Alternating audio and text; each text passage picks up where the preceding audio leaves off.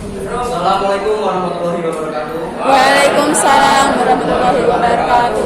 Di sini saya akan menceritakan tentang cerita yang berjudul tanggung jawab seorang pemimpin.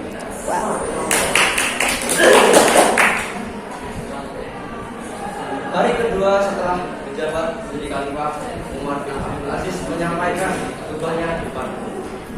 Di ujung khutbahnya beliau berkata, "Wahai manusia, tiada nabi selepas Muhammad, dan tiada Al-Qur'an dan tiada kitab selepas Quran. Aku bukanlah seorang penuntut hukum, namun aku adalah seorang pelaksana hukum. Aku bukan seorang ahli bidah, malah aku adalah seorang yang mengikuti sunnah. Aku bukanlah orang yang paling baik dari kalangan kamu. Aku hanya adalah orang yang paling berat tanggungannya di antara kamu. Aku mengucapkan hal ini karena aku tahu aku adalah orang yang paling banyak dosanya di sisi Allah." Umar bin Abdul Aziz pun duduk sambil menangis. Lalu dia berkata, "Alangkah besarnya pujian Allah kepadaku." Sambung Umar bin Abdul Aziz. Beliau pun pulang dan menangis sambil dihibur oleh tangis. "Wahai Amirul Mukminin, apa yang engkau tangiskan?"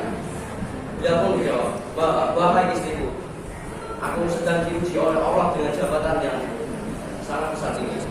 Aku teringat oleh orang-orang yang miskin, ibu-ibu yang sudah menjanda dan punya anak, tapi rezekinya yang sedikit. Aku tahu mereka lah yang akan menuntutku ke akhirat kelak. Namun aku takut aku tidak bisa menjawab hajat-hajat dari mereka, karena aku tahu yang menjadi pembela di bunda mereka adalah Rasulullah." Lalu istrinya pun juga meneteskan air mata. Umar bin Abdul Aziz memulai kepemimpinan khalifahnya pada umur 36 tahun selama kurang lebih 2 tahun di Yordan dan di Lebanon. Kepemimpinan beliau sangatlah menakjubkan, di mana pada masa itu tidak ada satupun umat Islam yang layak menerima zakat selain mereka yang membutuhkan. Sekian cerita yang dapat saya sampaikan. Kurang lebihnya mohon maaf. Terima kasih. Wassalamualaikum warahmatullahi wabarakatuh. Waalaikumsalam warahmatullahi wabarakatuh. Perkenalkan, saya Eko Tara Mahendra dari akun 2 dan ini teman saya. Saya Wara Kasitaria dari akun 17. Jadi kita di sini mau menerangkan tentang bab agama Islam. Nah, agama yang masuk pertama kali di Indonesia itu kan ada Hindu sama Buddha kan ya? Nah, sebelum adanya agama tersebut, ada tradisi-tradisi dari nenek moyang. Nenek moyang itu patuh dan percaya akan tradisi tersebut. Kayak kalian percaya akan konspirasi TikTok. Setelah itu masuklah agama Hindu dan Buddha ke Indonesia. Tapi agama-agama ini tidak menggunakan tradisi yang ada pada masa itu. Nah, agama ini apa ya? Harus istilahnya kayak menyesuaikan pada tradisi-tradisi yang ada. Tentu saja hal ini akan berdasarkan pengaruh kebudayaan. Itu karena kebudayaan juga tampak pada bangunan senian seperti Indahnya Borobudur yang tampak adanya perahu cacing dan riwayat samudera. Untuk tempat pemujaan dan menyimpan abu jenazah yang sudah meninggal, serta sebagai tanda penghormatan masyarakat kepada sang raja. Ya, terima kasih semuanya.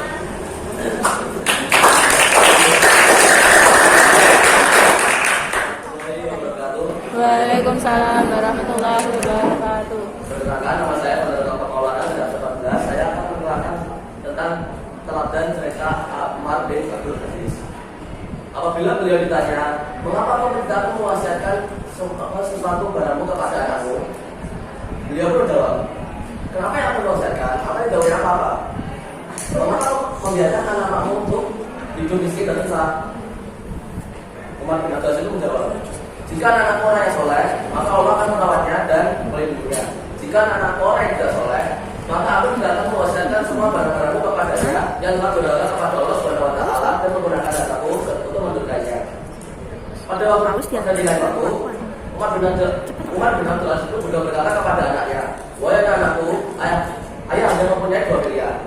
Antara kamu akan menjadi kaya raya, tetapi ayah masuk neraka karena memakan harta orang lain, atau kalian hidup miskin dan susah, tapi ayah akan masuk surga. Umar bin Abdul Aziz itu memilih untuk masuk surga dan tidak menjawab, aku memilih untuk berusaha. Pada saat itu, anak-anak Umar bin Abdul Aziz adalah anak-anak yang miskin dan susah di antara anak-anak gubernur yang lainnya yang kaya.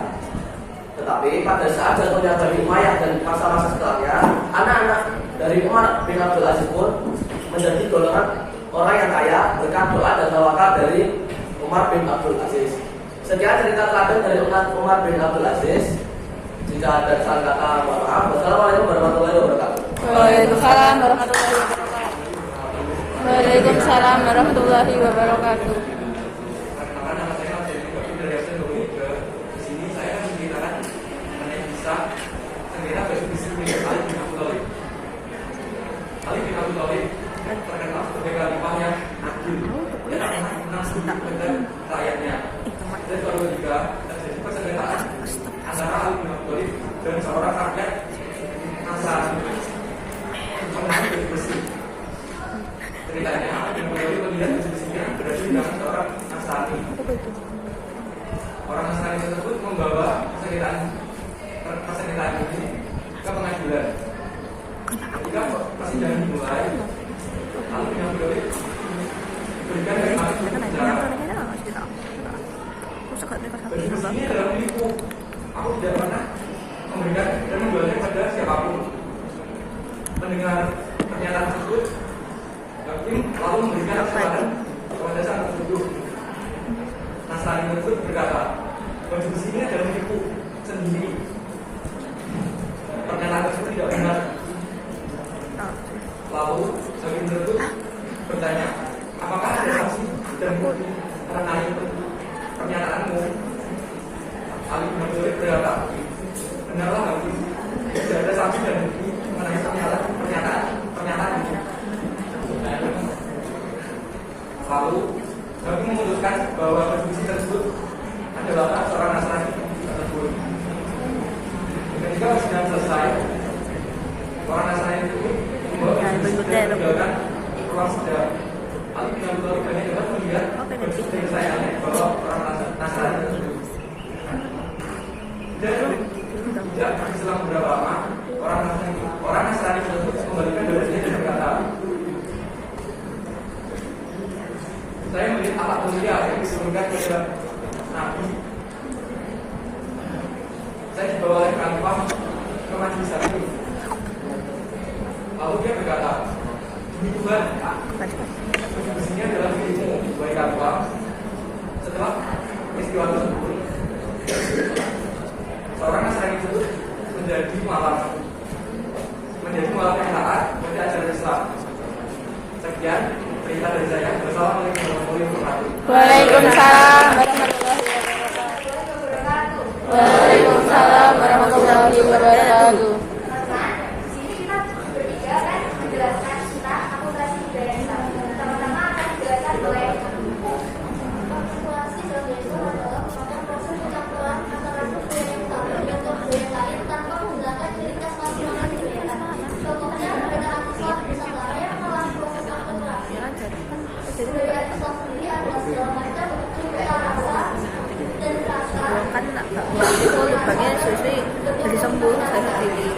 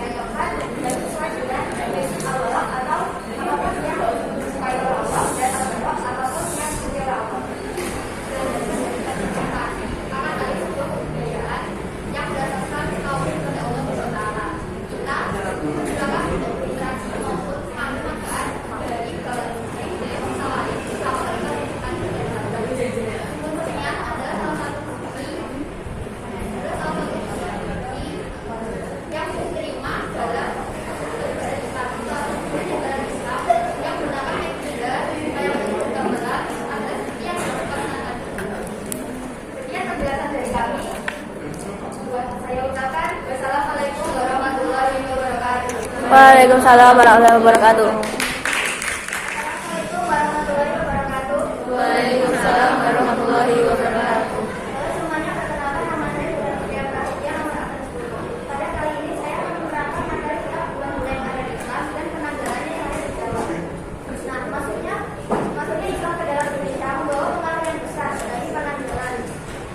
Nah, 12 nama bulan yang ada di Islam yaitu ada Muharram, Safar, Rabiul Awal, Rabiul Akhir, Jumadil Awal, Jumadil Akhir, Rajab, Sya'ban, Ramadan, Syawal, Dzulhijjah dan juga Dzulhijjah. Nah, penanggalannya dalam Islam mulai dari yang Muharram yaitu ada Rabiul, Safar, Mulud, Ba'da Mulud, Jumadil Awal, Jumadil Akhir, Rajab, Rubah, Puasa, Syawal, Akhir dan juga Besar. Nah, sekian materi atau penelitian bulan-bulan dari Islam dan penanggalan di Jawa. Mohon maaf bila ada kesalahan materi atau kata yang bisa diberikan. Assalamualaikum warahmatullahi wabarakatuh. Waalaikumsalam warahmatullahi wabarakatuh. Saya Nisa Syabdul, bisa dari absen 11. Di sini saya akan menjelaskan tentang seni bangunan masjid atau yang biasanya disebut dengan akulturasi masjid. Untuk akulturasi masjid dapat dilihat dari bentuk, menara dan kota masjid. Di Indonesia sendiri bentuk masjid biasanya menirukan gambar yang disebut dengan filsafat dengan atap kukuh yang mengarah ke atas semakin kecil atau yang biasanya disebut dengan limas. Kukuh ini sendiri biasanya berjumlah batal yang disebut dengan heru. Bentuk limas ini sendiri merupakan akulturasi dari ukuran sendiri yang berbentuk limas. Lalu ada menara masjid. Menara ini berfungsi untuk menyebutkan azan. Contoh menara masjid yang contoh akulturasi dari menara masjid yang ada di masjid yang ada di Kudus yang menaranya bisa dibatasi, dan ada juga masjid di Banten yang menaranya menyerupai di Eropa. Meski dapat disimpulkan bahwa menara di masjid di Kudus dan di Banten merupakan akulturasi dari bentuk canggih dan bentuk bersesuaian di Eropa. Dan terakhir ada letak masjid di mana sebagai masjid Indonesia letak masjid sendiri berada di sebelah barat alun-alun kota atau harapan dan juga makam bernama makam Kapadia. Sekian penjelasan dari saya. Terima kasih. Wassalamualaikum warahmatullahi wabarakatuh. Waalaikumsalam warahmatullahi Wabarakatuh. Waalaikumsalam warahmatullahi wabarakatuh. Saya di sini akan menjelaskan tentang seni ukir dan kaligrafi. Seni ukir yang dimaksud ini adalah seni ukir yang digunakan untuk hiasan masjid maupun makam. Yang di makam biasanya digunakan pada bagian lisan, ya, untuk maupun yang duduk. Seni ukir biasanya berupa motif bunga, dedaunan, panorama maupun kaligrafi. Nah, kaligrafi adalah seni menulis lidah yang merangkaikan huruf Arab, ayat suci Al-Quran, asma Allah, dan lain-lain. Kaligrafi biasanya disebut dengan kaku. Nah, kaligrafi sebagai hiasan biasanya dapat dimiliki pada masjid-masjid kuno, seperti piramid yang dapat disesuaikan di masjid-masjid Jepara dan sekitarnya. Tetapi pada masjid-masjid sekarang pun juga sangat banyak dapat dibentuk kaligrafi. Biasanya juga di hingga dan yang jangan. Sekian dari saya. Kalau ada salahnya minta maaf. Assalamualaikum warahmatullahi wabarakatuh. Assalamualaikum warahmatullahi wabarakatuh. Waalaikumsalam warahmatullahi wabarakatuh. Perkenalkan, nama saya Farida Anuradi dari absen 18. Akan menjelaskan tentang seni tari. Di beberapa daerah Indonesia terdapat tarian-tarian yang berkaitan dengan bacaan sholat. Misalnya seperti seni rebana yang dibidik tarian-tarian disipin, bacaan sholat dan sabda penutup. Tari disipin adalah tarian yang mengiringi musik klasikal dan gambus. Musik yang mengiringinya terutama daerah Timur Tengah dan pasar pasir. Tarian disipin biasanya bukan khas dan pada upacara perayaan besar seperti Titanan, Pernikahan, dan perayaan dan besar Islam lainnya. Di samping tari disipin terdapat tari tradisional dari Aceh atau yang bisa kita sebut dengan tari saman. Dalam tari sejati, para penari menaikkan lagu tertentu yang berupa bacaan sholawat. Sekian penjelasan saya. Mohon maaf apabila ada kata yang salah. Wassalamualaikum warahmatullahi wabarakatuh. Assalamualaikum warahmatullahi wabarakatuh. Waalaikumsalam warahmatullahi wabarakatuh. Perkenalkan, saya Bening Permata Gadis dari nomor absen 9. Pada pagi hari ini, saya akan menyampaikan materi tentang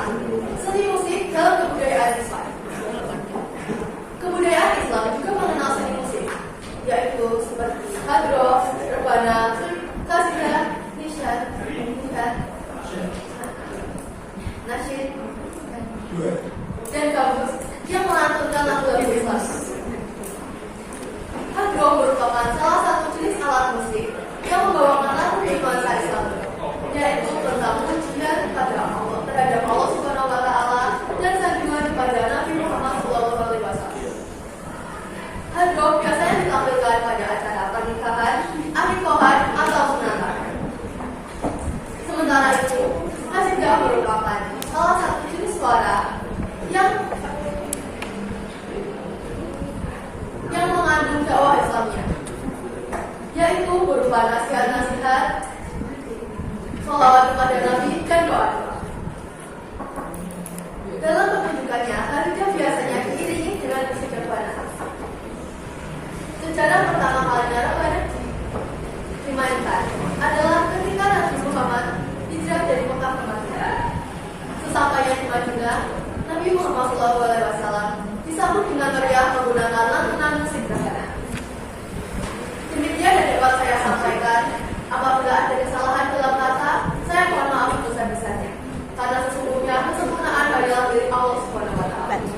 Akhir kata, wassalamualaikum warahmatullahi wabarakatuh. Waalaikumsalam.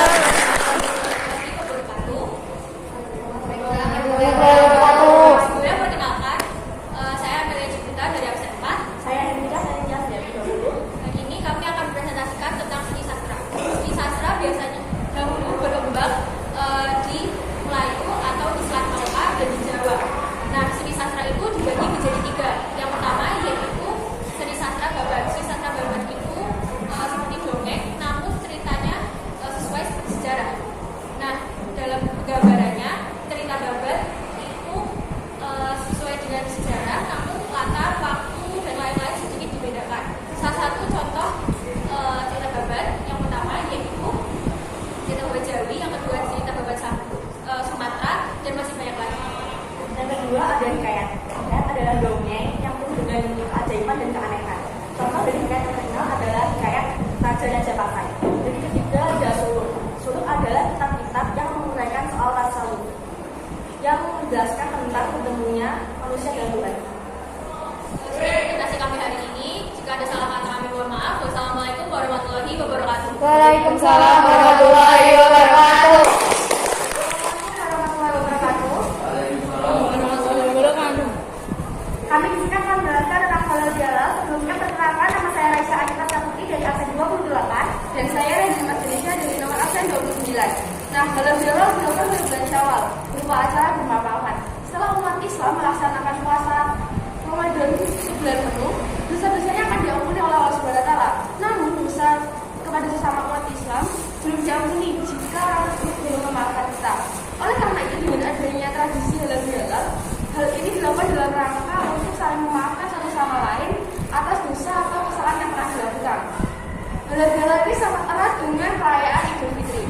Tujuan dari halal bihalal selain saling memaafkan adalah untuk menjalin tali saling silaturahmi dan tali persaudaraan.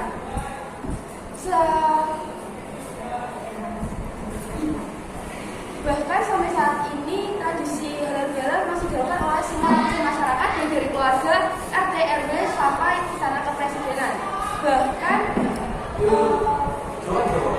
acara halal bihalal merupakan tradisi nasional yang dilakukan di Indonesia. Istilah halal bihalal berasal dari bahasa Arab halal atau halal. Tradisi ini merupakan tradisi khas umat Islam di Indonesia dalam suatu proses sejarah. Tradisi ini menggali kesadaran dari tokoh-tokoh masa lalu yang bertujuan untuk mempererat silaturahmi. Dengan cara itu masyarakat akan berkumpul dan akan menukarkan informasi satu sama lain. Komunikasi ini dapat mempererat kekeluargaan dan dapat menyelesaikan masalah yang ada. Pada saat halal bihalal, masyarakat mengucapkan mohon maaf lahir dan batin dengan berjabat tangan, dan batinnya harus tulus, ikhlas, memaafkan, dan tidak ada lagi sakit hati maupun dendam yang ada. Terima kasih atas tadi ini. Mohon maaf jika ada salah. Wassalamualaikum warahmatullahi wabarakatuh. Warahmatullahi wabarakatuh. Waalaikumsalam warahmatullahi wabarakatuh. Perkenalkan, saya Asri Rahayu dari absen 6 akan mempresentasikan tentang seni debus. Kesenian debus merupakan seni yang menunjukkan perpaduan antara seni musik, seni tari, seni suara, dan ilmu kebatinan. Seni ini memiliki fungsi untuk memberi semangat kepada para pahlawan yang sedang berjuang menghadapi musuh. Seni ini merupakan seni untuk mengasah kepercayaan diri manusia dalam menghadapi kehidupan. Seni ini memiliki filosofi, yakni kepasrahan diri terhadap Allah Subhanahu wa Ta'ala, yang membuat mereka memiliki keberanian dalam menghadapi bahaya. Sekian tentang kesenian debus. Bila ada kesalahan dalam kata, saya mohon maaf. Wabillahi taufiq wal hidayah. Assalamualaikum warahmatullahi wabarakatuh. Waalaikumsalam warahmatullahi wabarakatuh. Warahmatullahi wabarakatuh. Perkenalkan, nama saya Disuruh oleh Maharani dari kelas 9D nomor absen 12. Saya akan menjelaskan salah satu pertunjukan seni pertunjukan yang ada di Jawa, yaitu wayang kulit. Wayang kulit merupakan perpaduan antara kebudayaan Jawa dengan Islaman. Bagi orang Jawa, wayang kulit tak hanya menjadi tontonan, tapi juga menjadi wejangan atau nasihat-nasihat karena mengandung pesan-pesan moral yang menjadi filsafat hidup mereka. Pertunjukan wayang kulit diiringi dengan alat musik yang bernama gamelan. Wayang kulit dulunya dibuat dari kulit bau. Hal ini dimulai pada zaman Raden Patah. Dulunya wayang kulit bentuknya seperti manusia, namun para wali berubahnya. Dari yang semula wajah wayang kulit lurus dibuat menjadi sedikit miring. Sumber cerita wayang kulit disadur dari kitab Ramayana dan kitab Mahabharata. Salah satu lakon paling terkenal dari wayang kulit yaitu Kalimat Sada yang dalam Islam diterjemahkan menjadi Jimat Kalimat Sada. Sekian, terima kasih. Wassalamualaikum warahmatullahi wabarakatuh. Waalaikumsalam warahmatullahi wabarakatuh. Assalamualaikum warahmatullahi wabarakatuh. Waalaikumsalam.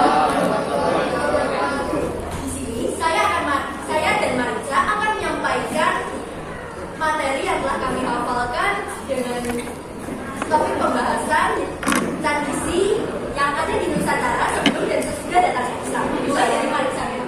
Tradisi adalah suatu kegiatan adat istiadat turun-menurun yang dilakukan oleh masyarakat. Sebelum Islam datang, tradisi sudah dikenal oleh masyarakat. Dan setelah Islam datang, tradisi lokal yang sudah dikenal oleh masyarakat bercampur dengan ajaran-ajaran Islam. Akulturasi ini disebut dengan tradisi Islam di Nusantara. Para ulama menggunakan tradisi ini sebagai media dakwah. Mengapa? Karena agar masyarakat tidak merasa kehilangan tradisi mereka, tetapi ajaran Islam tetap masuk.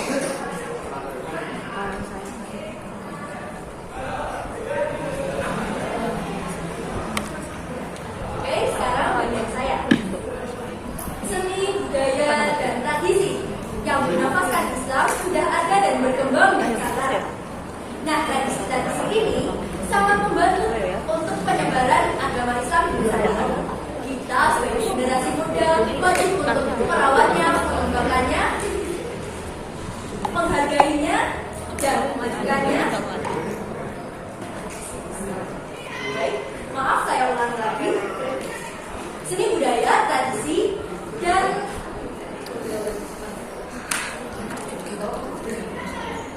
seni, budaya, dan tradisi yang ada di Nusantara ini sudah berkembang dari zaman dahulu.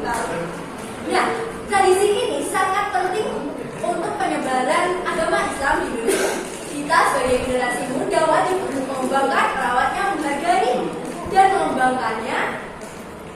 Karena pada zaman modern ini ada sekelompok orang yang menghalalkan tradisi tersebut dan ada sekelompok orang yang menghalalkan tradisi tersebut. Maksudnya di sini adalah tradisi yang sudah dilandasi dengan syariat Islam ya.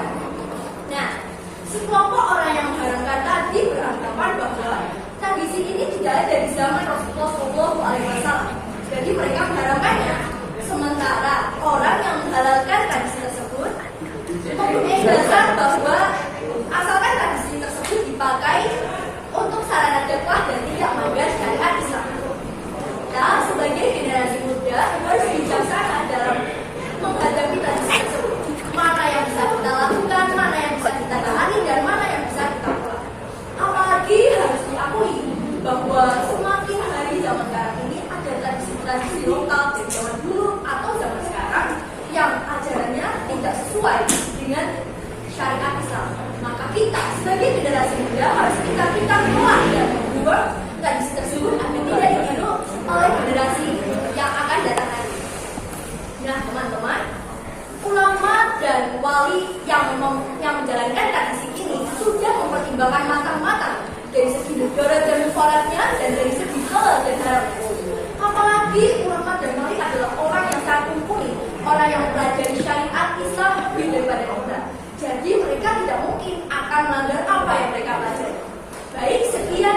kasih dari kami. Mohon maaf jika ada kesalahan. Wassalamualaikum warahmatullahi wabarakatuh. Assalamualaikum warahmatullahi wabarakatuh. Waalaikumsalam warahmatullahi wabarakatuh. Perkenalkan, nama saya Faizal Saputra dari absen 16. Di sini saya akan menjelaskan tentang tradisi tabut atau tabui. Tabut atau tabui adalah upacara tradisional yang dipercaya oleh masyarakat Bengkulu dan Padang untuk mengenang para pahlawan yaitu Hasan dan Husein Ali bin Abi Thalib. Mereka adalah cucu dari Nabi Muhammad SAW. Kedua cucu Nabi Muhammad SAW itu wafat dalam perang di Irak pada tahun 10 Muharram 61 Hijriah. Upacara ini pertama kali digunakan oleh Syekh Burhanuddin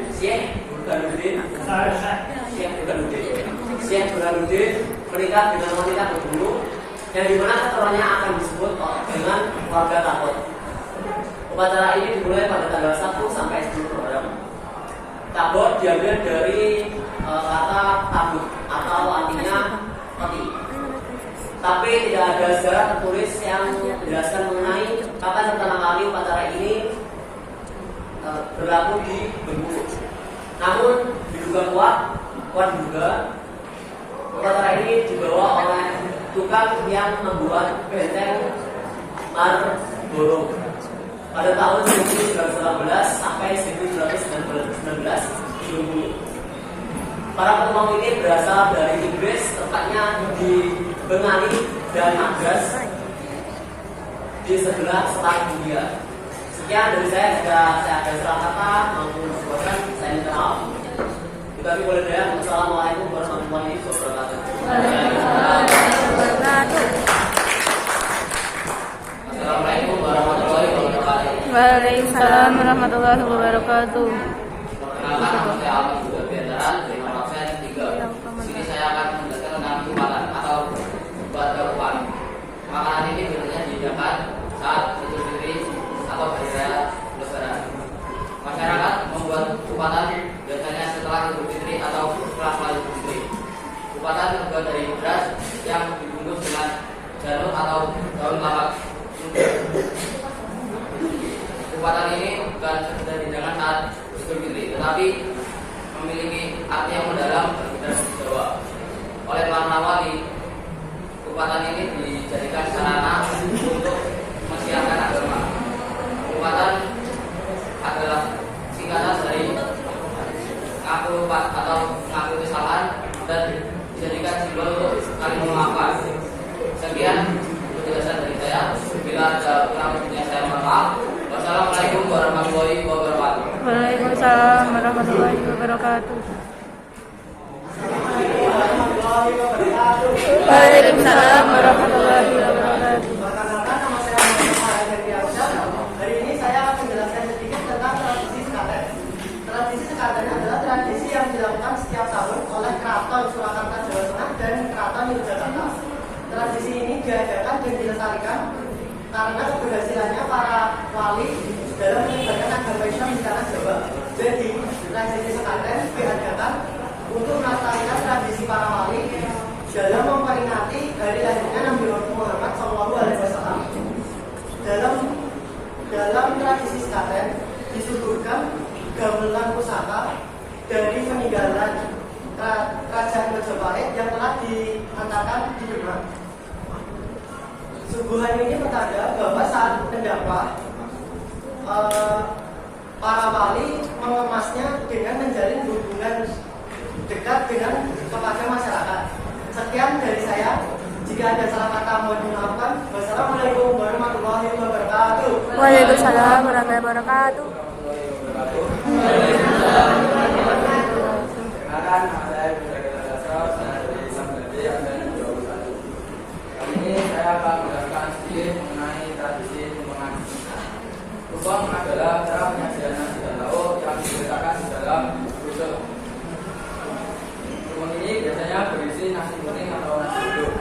Tumpeng ini disajikan oleh masyarakat Jawa atau masyarakat Betawi yang berhubungan dengan Jawa yang disajikan pada saat acara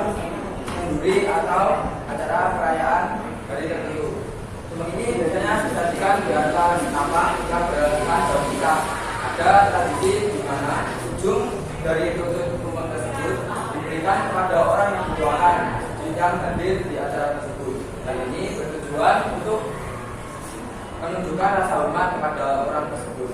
Dan saat ini tumpeng telah menjadi tradisi budaya di Indonesia. Sekian dari saya. Wassalamualaikum warahmatullahi wabarakatuh. Waalaikumsalam warahmatullahi wabarakatuh. Waalaikumsalam warahmatullahi wabarakatuh. Silakan saya ini saya ingin memberitahu materi tentang tradisi kabul sakat.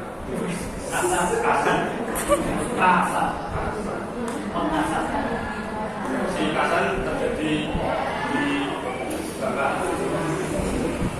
Dan si kasan terjadi pada Rabu akhir di bulan Kasan. Pada saat Rabu Kasan, para warga berkumpul pada tempat upacara dan memberikan beberapa makan dan tempat keluarga.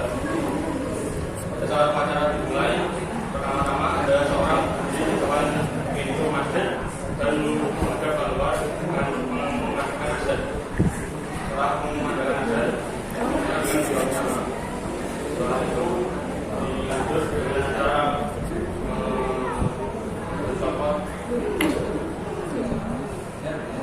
selaman ketupat keluarga. Setelah itu dia dengan acara makan bersama. Dan setelah itu masing-masing mengambil air bawah. Dan setelah acara selesai, pulang ke rumah dan bersilaturahmi bagi tetangga dan keluarga. Dan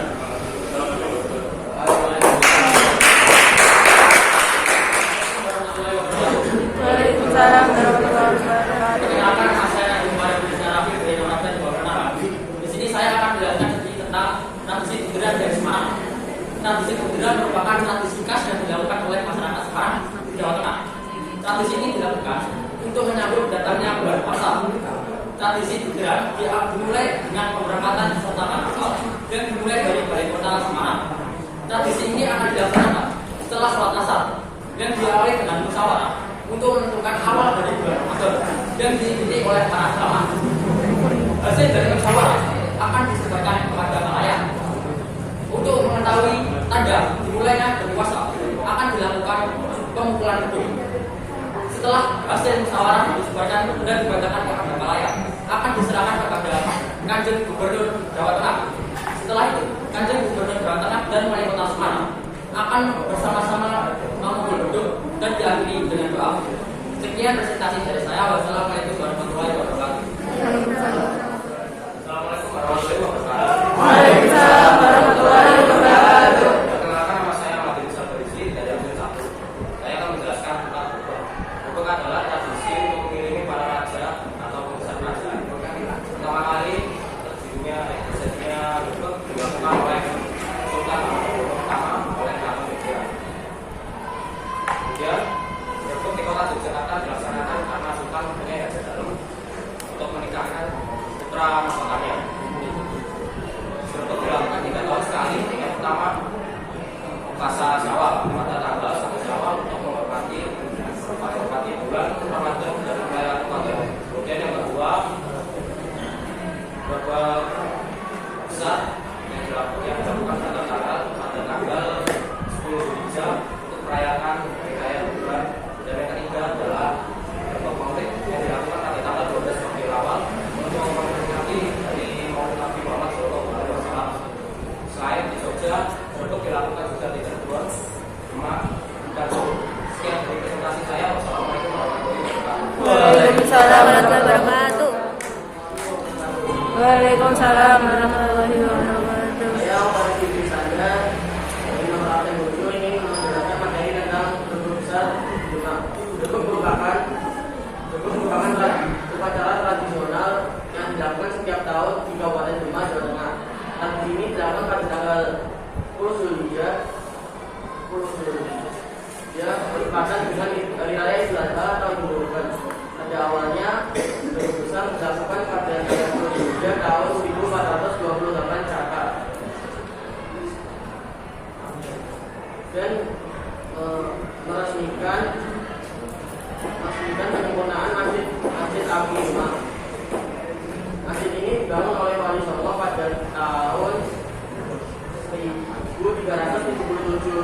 atau 1477 Masehi.